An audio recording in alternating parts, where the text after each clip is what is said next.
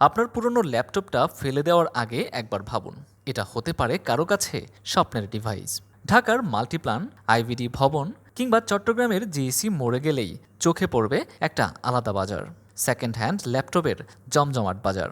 Del, HP, Lenovo, MacBook, যা নতুন কিনতে লাখ লাখ টাকা লাগে, সেটাই এখানে পাওয়া যায় 15 থেকে 30 হাজার টাকায়।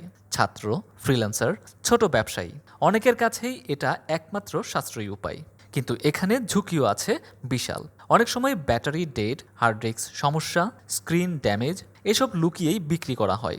অনেকেই জানেন না কোনটা রিফারবিশড, কোনটা পার্টস চেঞ্জ করা। তারপরেও চাহিদা কমছে না, কারণ একটাই, দাম।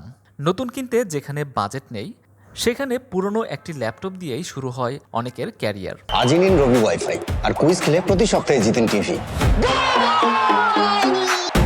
কিন্তু কেনার আগে একটু সচেতনতা অনেক জরুরি। ওয়ারেন্টি আছে কিনা, সেলার কতটা বিশ্বস্ত, ডিভাইসটা পারফর্ম করছে কিনা। পুরনো মানেই খারাপ না, তবে ঠকে যাওয়ার ঝুঁকিটা বুঝে নেওয়া জরুরি।